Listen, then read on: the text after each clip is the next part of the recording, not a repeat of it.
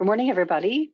Welcome to our care coordinator CEH training this morning regarding HomeMAP and EMOD options for our clients who may wish to increase accessibility to the home environment. Today we have a guest presenter, Bridget Thomson, and she is with SAIL. And so we're very happy to have Bridget with us here today to explain HomeMAP. We'll just take a short minute or two here to introduce our team. Of course, I'm Kara with SDS Training. We have Anna Williams with our Living Well Grant Project, SDS, and Sawa Lipinskas, who is our Care Coordinator Liaison, Cassandra Lynch, who is also with our training team. And Delight Mills may pop in here as well, also with our training team. We're so very happy that you're here with us today. People are joining. I see about 50 of us are currently signed in. So it's nice also to just give a minute or two for folks to join. A little bit about the formatting here. This is, of course, a go-to webinar. So as a participant, you'll be able to see the presenter's screen, and you'll be able to see those of us who are sharing our camera. As bandwidth allows, sometimes the cameras have to get turned off and maybe get turned back on again.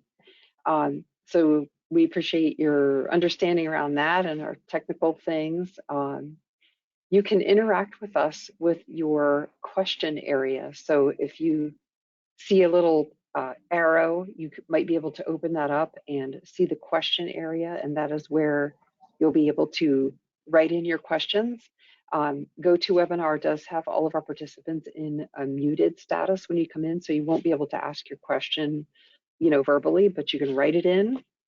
And as always, we're happy to take question breaks during or after the presentation, and we'll read them out so we can all get the answer. For case-specific questions, we recommend that you, of course, form those in your mind. It might be better for us to work with you individually over our office hours or another appointment outside of this session. We do only have an hour together today, so if there are particular cases, then think about your questions and what you're learning here today, and we'll work on those with you at a different time.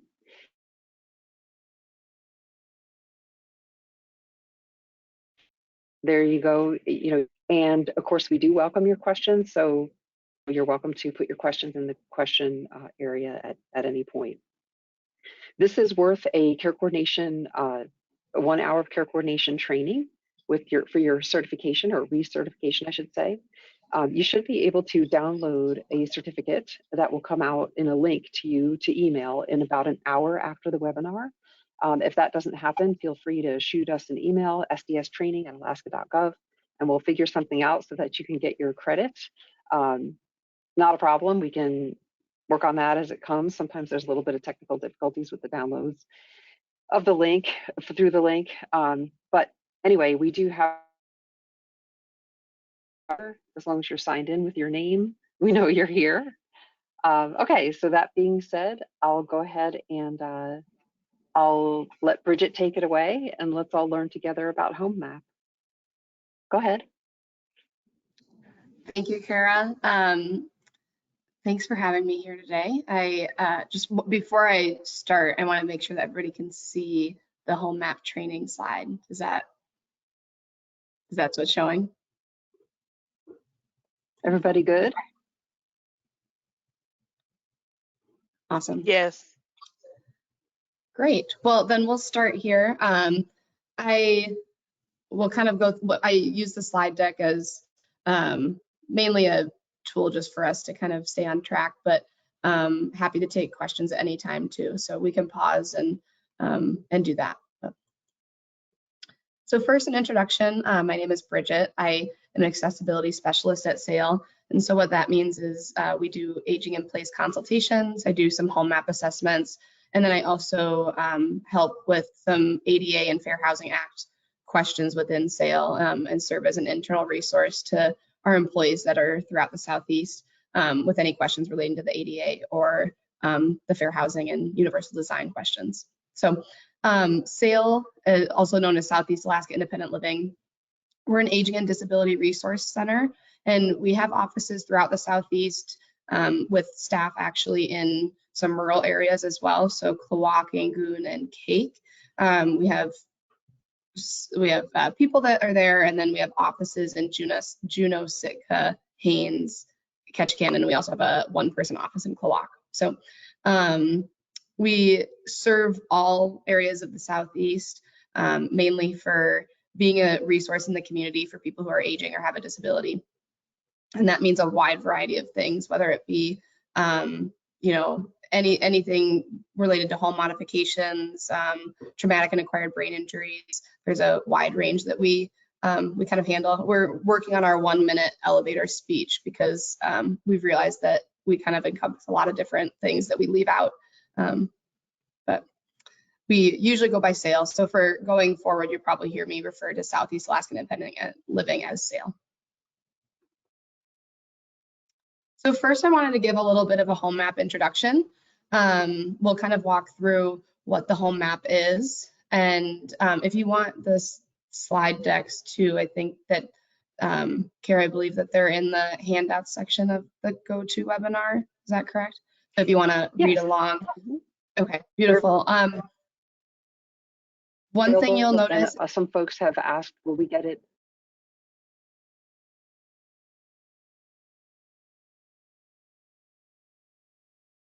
Oh, I think we lost Kara, but I think the question is, can we also share this PowerPoint?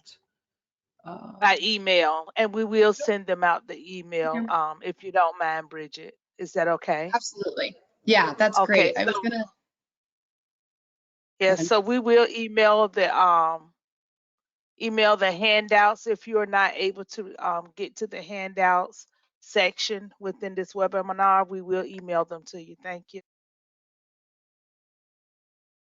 Thank you. And so one thing you might notice is some of the slides are a little bit wordy. That's mainly, there is an intention behind that being that they can be read with a screen reader if you use a screen reader, so that you know, if you want to follow along with the presentation, you can have the PDF version open as well. So I won't read verbatim, but I just wanted to give a little heads up that some of the slides can be kind of wordy. So to start off, just a quick introduction of HomeMAP. HomeMAP stands for Home Modifications for Aging in Place. It was developed by SAIL. It is a trademark and copyrighted product. And really what it is a product for conducting a comprehensive person-centered assessment for individuals who want to live independently in their houses, in their homes. This could be somebody who is currently experiencing a barrier. Maybe they want to plan ahead for aging in place. So really what we do is we'll go out there and we'll help identify a range of solutions to help support independent living. And that could be something with the physical environment, whether it be a ramp or you know, shower chairs, those kinds of things. But it also is connecting to community resources. So we look at a comprehensive independent living approach, which would be connecting them to maybe Meals on Wheels, or looking at some adaptive equipment that could help them in their house. And then the last thing that we also incorporate in the HomeMAP assessment are technological supports. So we partner with our agency up in Anchorage called ATLA, and we'll work with them to work on adaptive technology that oftentimes is a really good solution. So really what I kind of wanted to touch on here was the history of HomeMAP and why we got to where we are today. And there were 5 big reasons that SAIL came about with putting HomeMAP on the map, which was, the first was that it was consistent with research of that we were working with consumers that wanted to live in their homes as long as possible.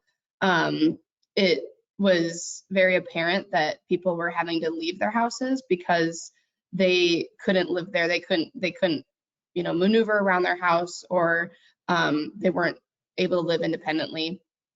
But that was inconsistent with their wishes, that they wanted to be in their house, they just weren't able to. Secondly, it was that our consumers, their families, care coordinators, contractors, they were often unaware of the range of resources that came with making the house living safer and easier. And so really it was kind of having that one approach where we can look at what might be able, you know, there's kind of low cost solutions that might be able to allow somebody to live in their house longer than they would have been otherwise. And then also that third reason is that home modifications were overly complicated. So we were seeing that contractors would come in, and it was kind of this blanket approach of everybody gets a walk-in shower and everybody gets a ramp. And there are a lot of things that, well, a walk-in shower is incredibly, it isn't incredibly easy to navigate. There are some solutions that might be lower cost that they weren't aware of, and that we could use those to meet the needs of the consumer. So one example that we use is that a walk-in shower a shower bench could actually replace the needs of a walk-in shower. And then the fourth, which I kind of just touched on a little bit, are simple improvements can often make living at home easier. And so when I go into a house, usually we'll kind of start with the most basic improvements and we'll work our way up. And sometimes that basic improvement, whether it be a little grabber or, you know, some cabinetry that they can pull down so they can, you know, they don't have to get up on a step stool, that kind of thing. We'll work through some simple improvements before we get to the more complex ones. And then the fifth was that trained experts can save the consumer and the state money by providing some innovative solutions. And that's where that low cost, no cost comes in. And so, like I said, we start with the low cost, no cost, and we'll work our way up if it feels like they need to have, if they really do need a walk-in shower, or maybe we'll consider that a shower bench and, you know, an extendable hose and that kind of thing actually allows them to live independently and bathe by themselves. So those will sometimes be the best solution. So after all of those, after taking those into consideration, sales spent 5 years developing a training program and an assessment guide, and we now have tools and templates that allow us to standardize the HomeMAP process. So it was created by the Alaska Mental Health Trust, Sarah and Linny.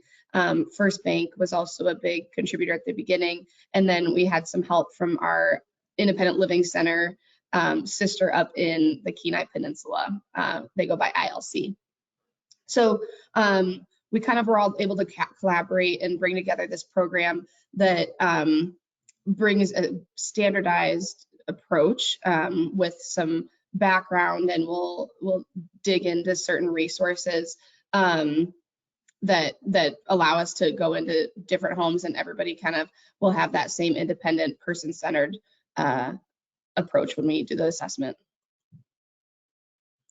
So within the last 10 years, through the money that we were able to get from the trust, we converted HomeMAP from a Word version to a web-based platform.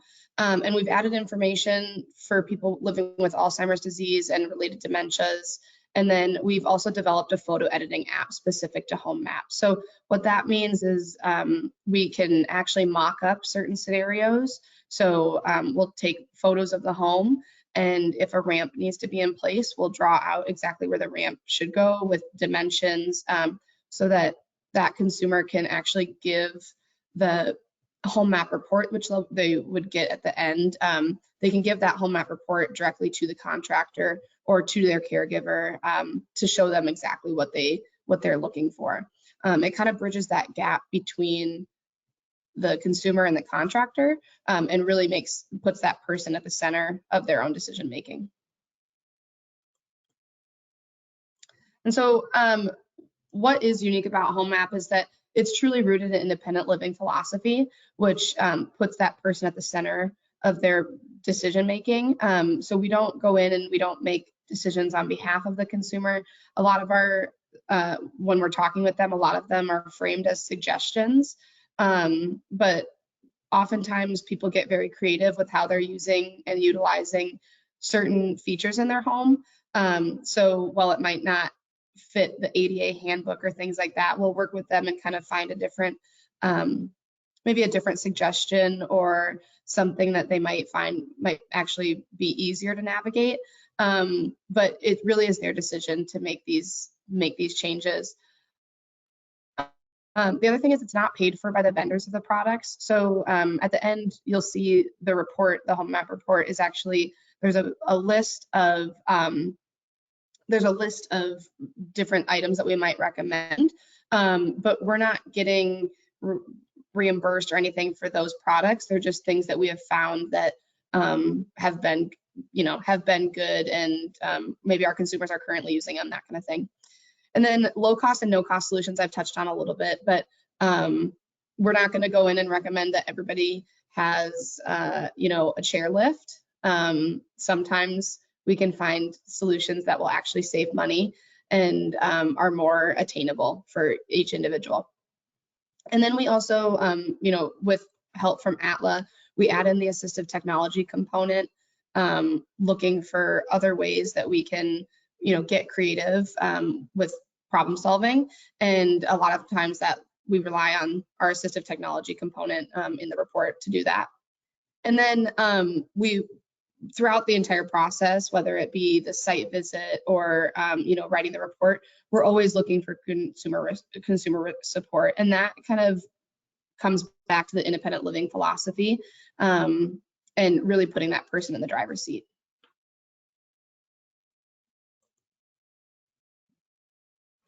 So this is a wordy slide, and I'll just kind of skim over it here, but really what the HomeMAP outcomes that we've seen are that we're determining home modifications, assistive technology options, and community resources in response to the specific needs of the consumer and the location. So if we do a site visit in Clowalk, it's going to look a lot different than a site visit in Juneau, because we're going to connect that consumer to certain resources that are in their community that they might not, so we're not copying anything from the Juneau reports. We're really looking at it as that one centered approach. And it also educates the consumer and the contractor in a wide range of solutions. A lot of times our consumers will give the reports directly to the contractor, and really what will happen there is that the contractor will maybe they'll come with their side of their brain and really in what's possible. But there's a lot of times where they might not have thought of something that is in the report, because they're just kind of used to building a ramp, but maybe this ramp is a little bit different, because I just recently did one where somebody had designed a ramp, but the ending of the ramp was like right within there was something sharp that they could fall on, and it made sense. It followed ADA. It was had a 1 to 12 inch slope, but the consumer was concerned about falling on this sharp material. So it's really just kind of being able to put two brains together and provide some of those different solutions. And then some of the outcomes that we've seen are also just really being able to have the consumer be the one that's centered in this process. And so we've had so many stories about other people coming up with different solutions, and the consumer going back to the HomeMAP report and saying, nope, this is exactly what I want, and having a picture of it and having a description of it with measurements, and really being able to advocate for themselves so that they know that they can get what was put in that report. And so one of the last bullet points here is to have that individual individualized and comprehensive report. And so the reports are lengthy, but they include a ton of information. All the information can be used in the moment, or if they're working on planning for aging in place, they can utilize the report, in a couple of years and that kind of thing, and use it as a planning tool. But it is completely specific to their situation. It has pictures of their home. We'll use some stock images to provide some context if we're looking at certain materials, but a lot of times we're just really working with that one individual consumer. And it's standardized, so each consumer is going to be getting the same product at the end of the day. It's not going to change based off of location or consumer's ability to pay, that kind of thing. Everyone will get the same standardized report. And then, I think we've touched on one of the outcomes is we've really seen that people can do a lot more to live independently than they would have expected based off of working, just from the contractor side of putting in pretty high cost solutions. But we've worked with people that, a shower chair and an extendable hose is really helpful, or maybe installing lever door handles, or finding a new space in the kitchen that's wheelchair accessible. We've been able to find a lot of low cost solutions that will help people stay in their homes longer. So I kind of wanted to share here where we're pulling information from. All of the HomeMAP information, everything that comes out of a HomeMAP report and the suggestions are pulled from, always these 6 things, but sometimes we'll utilize some community resources as well. But we're looking at, when we're coming up with some of these suggestions, we're going to be looking at building code. We really tap into the ADA 2010 Standards for Accessible Design, which is, believe it or not, the most recent. And then the Fair Housing Act and the American National Standards Institute. Universal design is probably one of our favorites for a lot of our assessors that go into houses, to really come at a lot of the suggestions with the universal design approach. And then we'll also tap into AARP resources as well. And so I kind of wanted to go into the principles of universal design a little bit. I think some of the other ones are pretty standard as far as there's books about the 2010 ADA standards are very wordy and kind of architectural in nature. But universal design is something that we can all use. And the idea behind it is to just create a design that works for everybody. So it's not specific to one individual or specific to a certain disability. It is just making sure that our world is designed for everybody to live a little bit easier. So the first principle of universal design is equitable use. And it's just to make sure that people can use things that, everything is designed so that everybody can use it. And then the second is flexibility. So this picture of the scissors here shows right-handed versus left-handed. And it's just being able to adapt and use a product or just anything within our built environment that can adapt. And so we can kind of go through each of these, but one of my favorites is just simple and intuitive use. A lot of times I'll go into houses and I think remotes right now are some of the most complicated things for people to use. There's usually like 3 or 4 of them. One does the cable, one does the sound. And so finding a simple way to use certain daily tools is one principle of universal design that has come into play pretty frequently.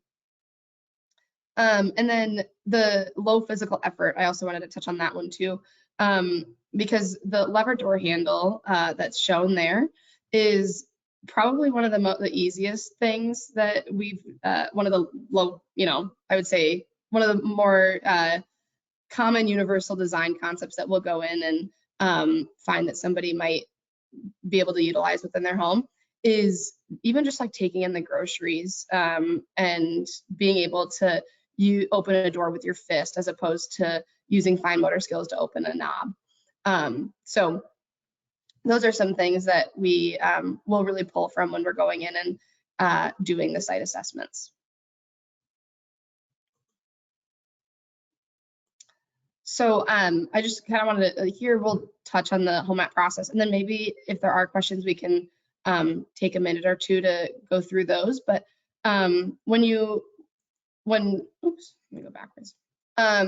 When we get a referral for a HomeMAP, really what that looks like is somebody that just might need a home modification, or sometimes it's just they don't know where to start. They don't know what they don't know, but they're having trouble navigating their home. And so that referral will come in. Sometimes it comes in internally from sales, sometimes it will come in from the community.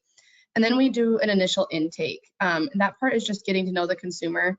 We'll talk about certain areas that they're, kind of having trouble navigating.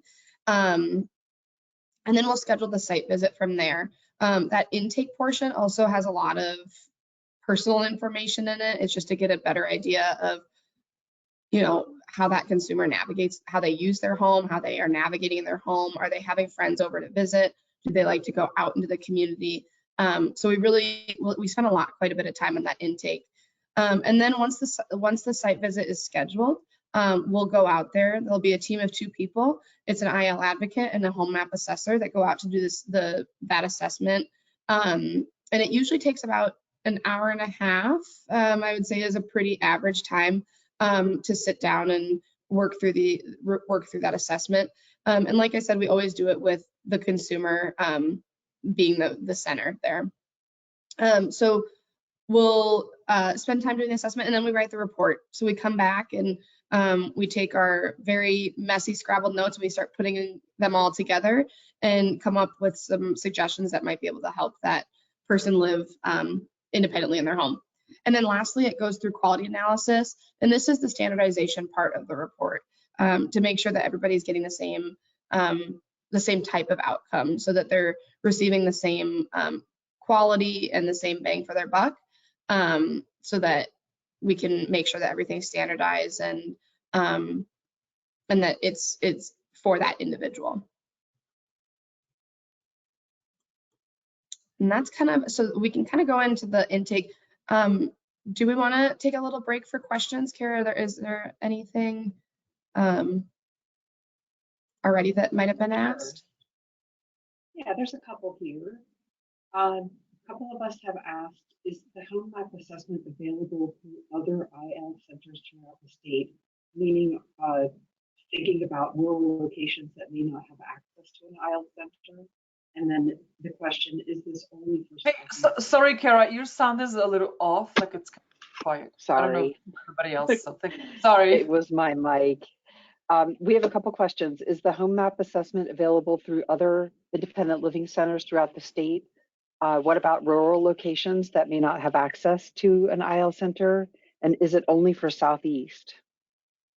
Yeah, that's a great question. So the HomeMAP is throughout the state. We have assessors in every region. So we've got people up in the northern region. We also have people in the peninsula. So we will do a HomeMAP assessment wherever anybody is in the state. If somebody's rural and they're not close to an IL center, we will usually be able to, sometimes I've done one virtually, and we're doing some virtually throughout the pandemic.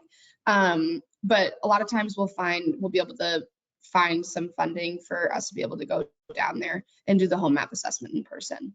If that's not a possibility, we'll do them remotely. Great. Yeah. Question says, how do we find an IL center that serves our area? Oh, that's a great question. Well, there is the statewide independent living council, and they have a list of each IL center, and then I can also help depending on where that person is in their region. But the statewide independent living council is a very good resource, and they'll have a list of every independent living center that's in the state. Okay, great. Those are the questions Awesome. that we had so far.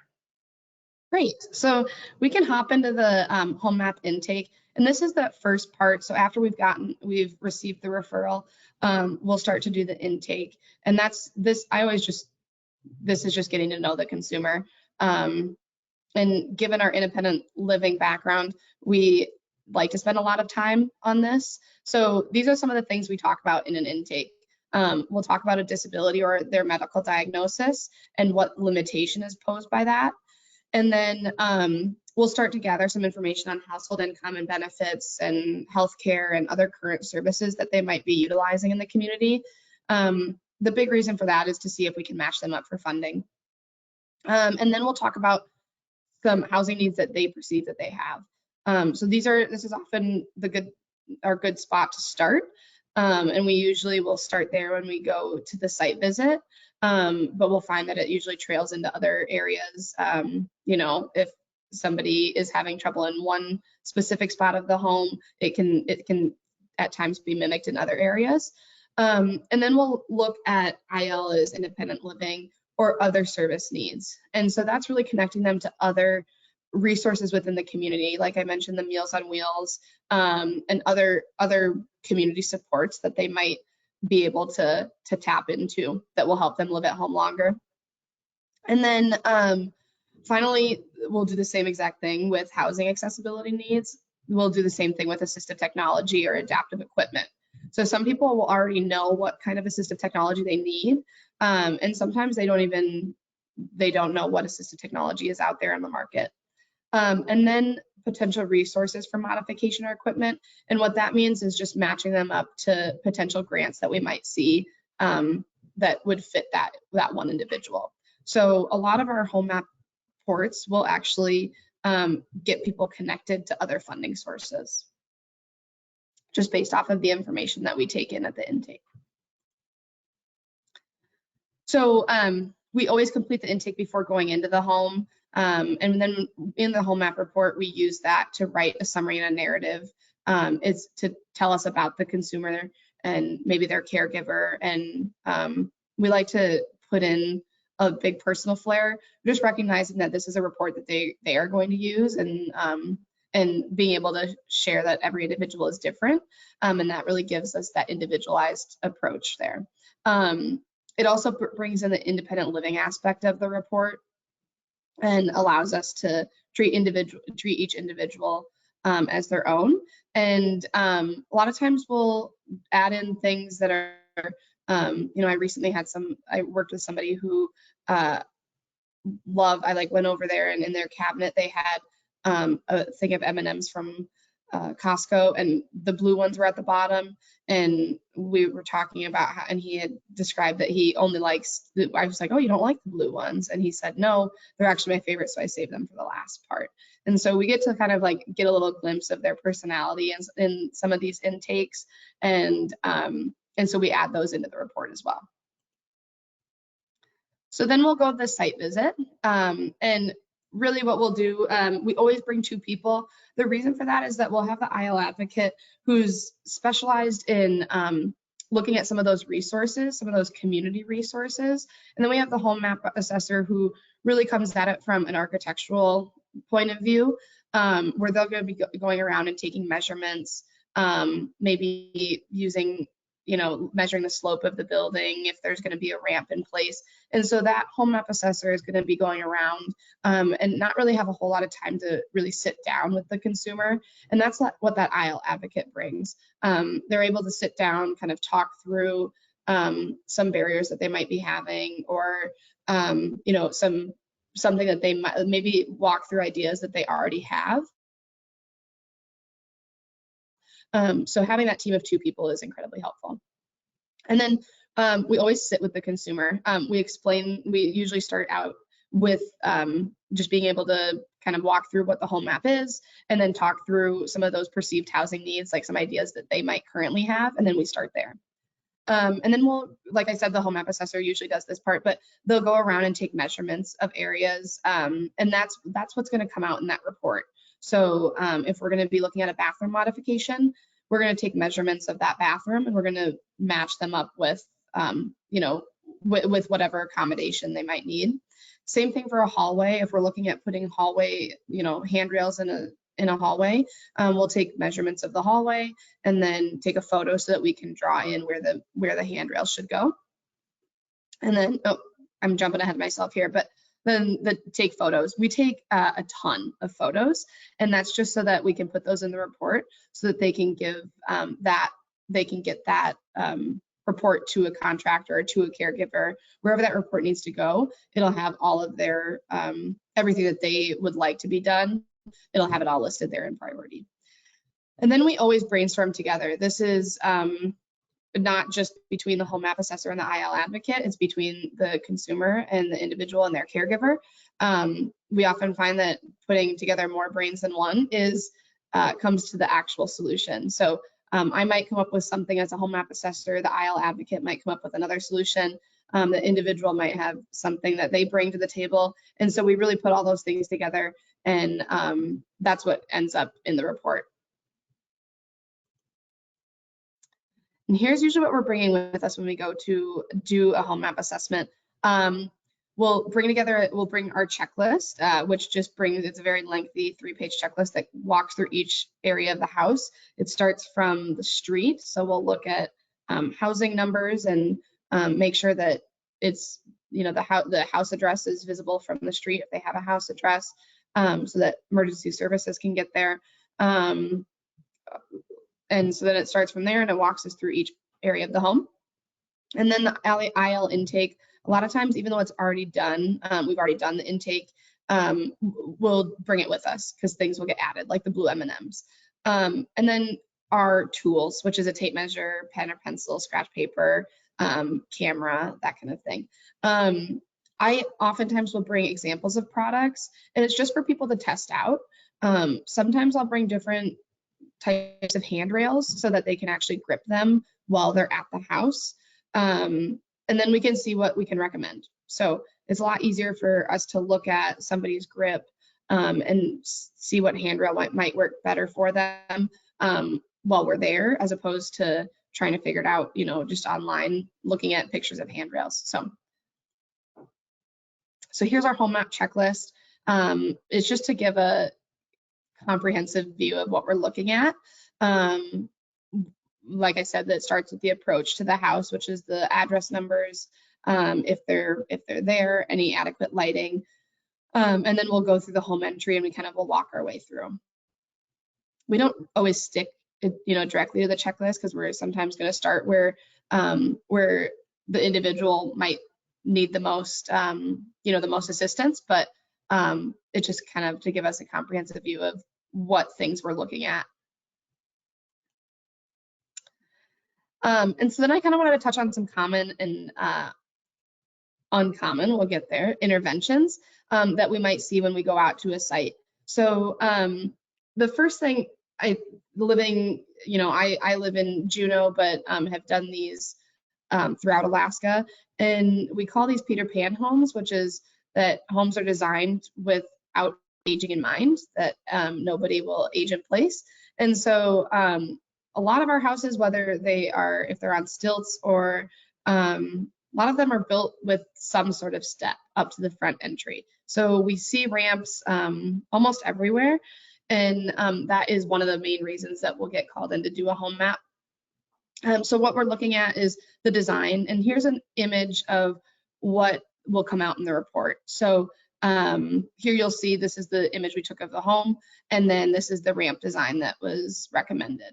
You can see over here too that there's also steps. So this is one concept of universal design, is being able to both have the option and also being able to enter from the same side of the house is something that we always look at, so that if somebody is in a wheelchair, they can navigate independently up here, up the ramp, and then somebody can also be using the steps if that's easier for them. And the other thing that I wanted to, this picture, given that it's kind of back, is a lot of times we'll draw in edge guards or threshold transitions, and so we'll design those into ramps too.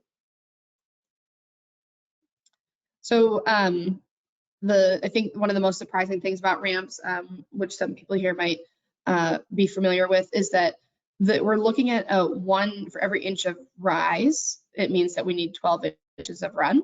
And so if you have a one step that is like 8 inches, then we're looking at an 8-foot ramp, and you can get a steeper slope. In residential, you can get this down to 1 and 10 inches, but it really is just designed to be able to use it independently. So if you're pushing somebody up a wheelchair, you might be able to get them up a pretty steep slope, although that's not the most comfortable, but it's so that somebody can use their own wheelchair and get up to their house. And the 1 to 12 is usually the minimum slope that we'll look for that. Here's another example of a ramp that we've designed. This one is, you can tell right here I think there was like 37 inches, I think was like from here to the ground. And so right now there were steps that went down. But given that the incline was so steep from the ground up to the decking, this ramp had to be broken down into two sections. And so one single ramp cannot have more than 30 feet of run, and that's so that again, it can be navigated independently, but it's so that people can have an area to rest. So this would presumably be somebody that would enter from here and go up, and then it would be separated by a 5-foot landing, and that's the minimum, so that somebody could rest, and then without going backwards or back down, and then they would continue on. So that is one ramp that was designed. And then this is a ramp in Juneau, and this was all some old decking with it was kind of just planks that were laid out. And so it was this ramp was to help get to the house.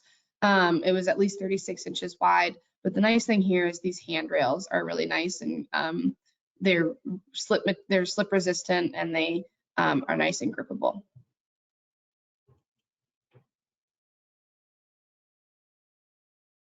Another common thing that we'll look at is doorways, and this is a great example of a low-cost solution. So sometimes, I guess I should say oftentimes, the doors, the hinges will actually, they'll take off about 1.5 inches of usable space to get through the doorway. And so what we'll use are swing clear hinges to widen a door without having to do any major construction.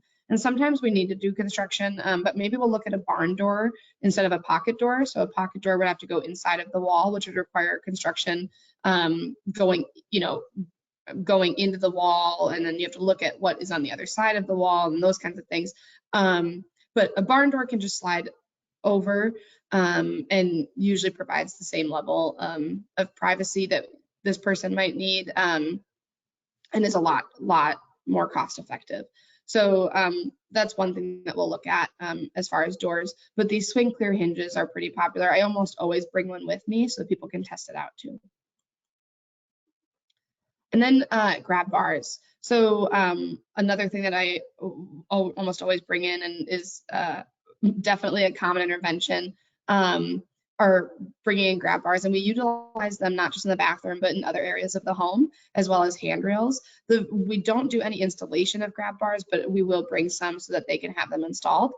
And the nice thing about looking at residential facilities is you can install them at an angle here, so that they can be attached to studs, whereas in a commercial facility, they're going to need to be up and down and horizontal.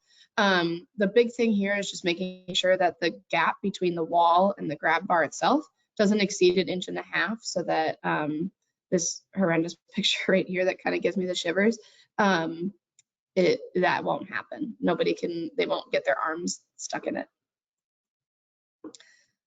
Toilets are another common accommodation that we'll look at in homes. Sometimes everybody has their own toilet preference. Some people, it's easier for them to be seated higher so that they can get up. And then we'll look at some different versions of grab bars that might be helpful within a bathroom. And some people, you know, the toilet seat is just fine, but all they need is just something that they can grab onto when they're standing up. So I've used the shower example quite a bit in this call. So here's kind of what we're thinking of. This, of course, is not a walk-in shower, but it gives a good description of what could happen to make a low-cost solution without doing a walk-in shower. So we'd be looking at a shower bench.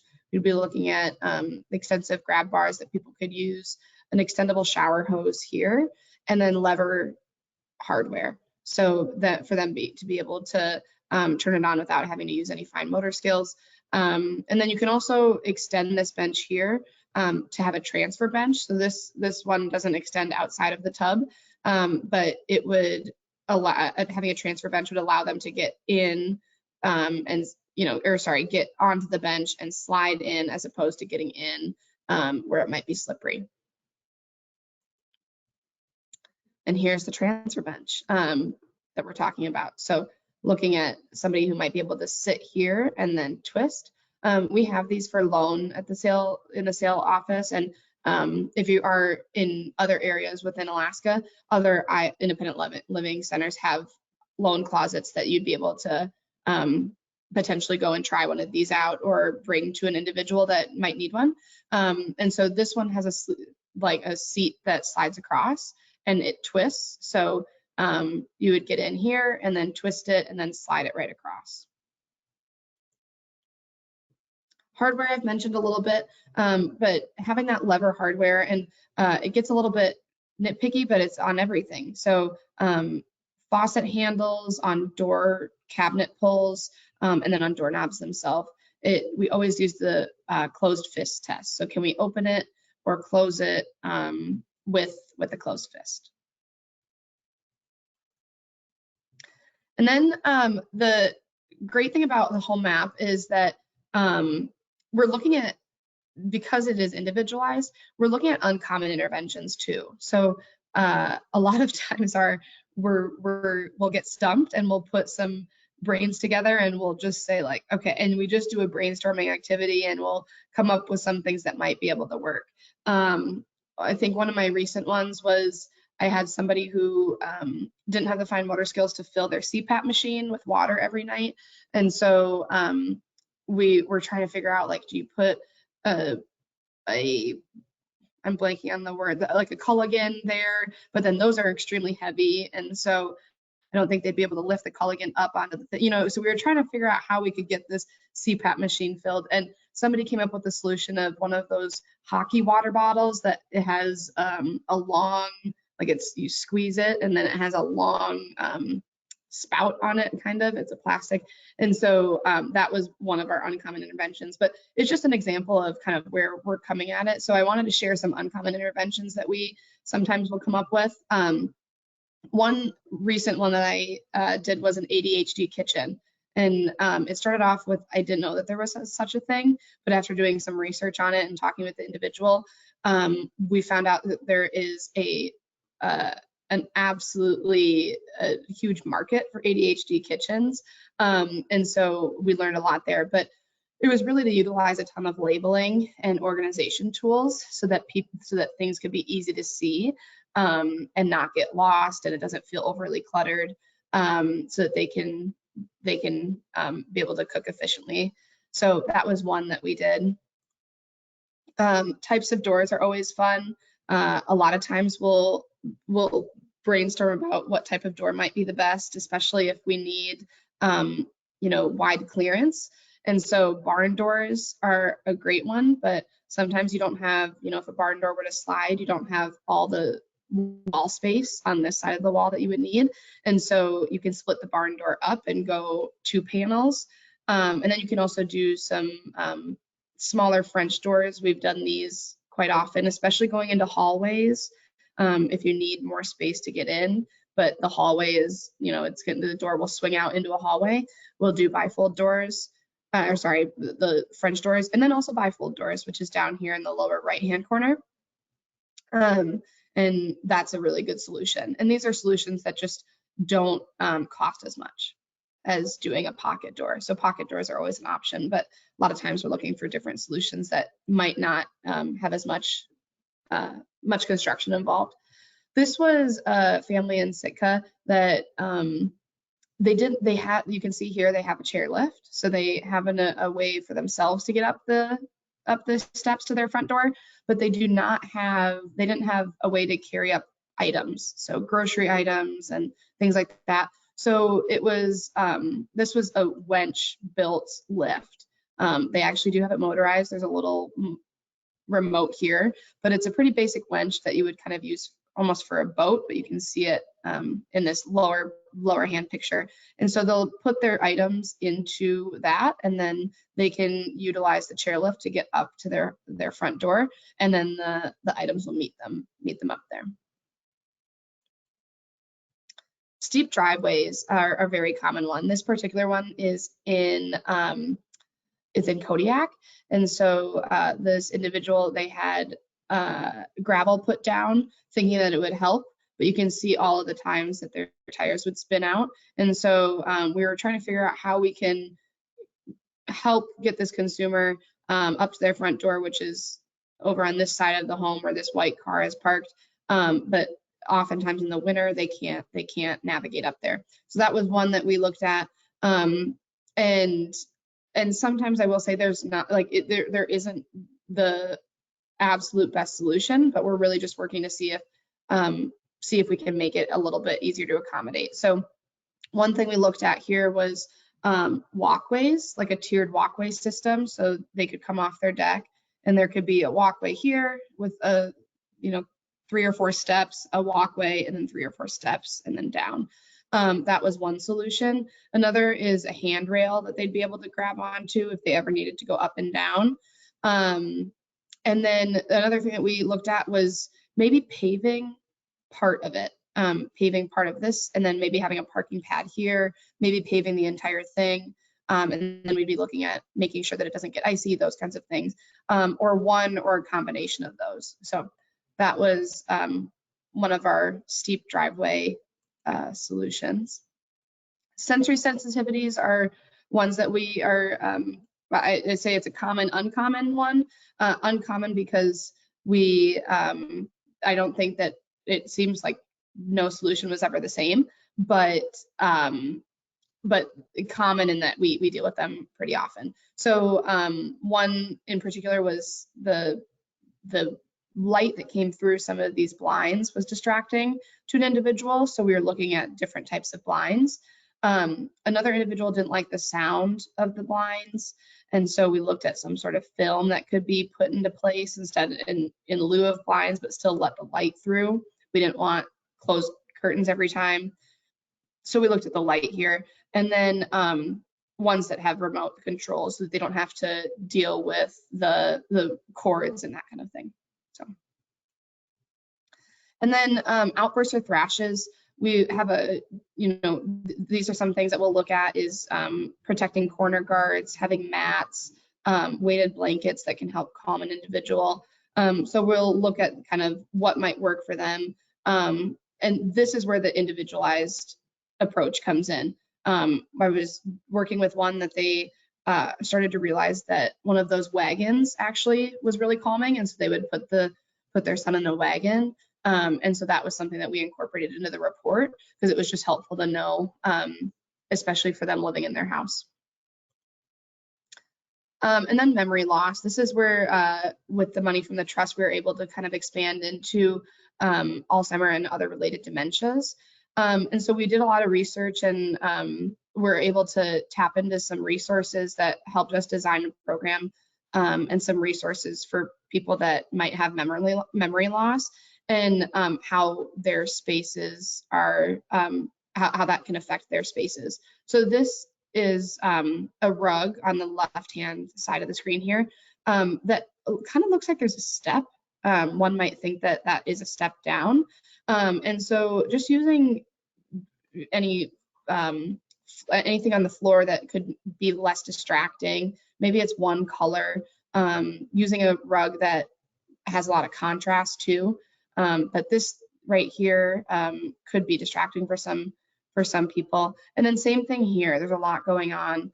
And so that can be kind of complicated for somebody. And then one other thing too is labeling. We've used a lot of labels for cabinetry. And then we'll also look at like putting up a curtain, maybe where a doorway might be, so that they can't see that there's a door there, and that can help if people are going outside and that kind of thing when that might not be the safest. So there's a lot of different solutions that we've been able to utilize for people that have memory loss. And then we're just wrapping up here, but the last slide here is just that HomeMAP report. So after we come up with some of the suggestions, whether they're common, uncommon, they're going to be individualized to that person. We put it all together in a report, and it's a web-based platform. So we use Google to put together the summary and the narrative, which is that intake. And then we have all of our suggestions in that report that have measurements. It has pictures of the home and an ADA accommodations. And so really that they can hand that report to whoever they need to, or they can keep it for themselves, so that they can utilize it either then or in the future. And that wraps us up. So that is the entire HomeMAP process. But are there any additional questions? I know we've got a couple minutes. Yeah, we have a couple minutes. And you know what? It's because Bridget's the star and HomeMAP's the star today. I know we build it with having eMod content, but don't worry, because we offer eMod content in a handout. And when we email you, that's your chance to send us your questions about eMods too. And we'll always, always have more trainings come out.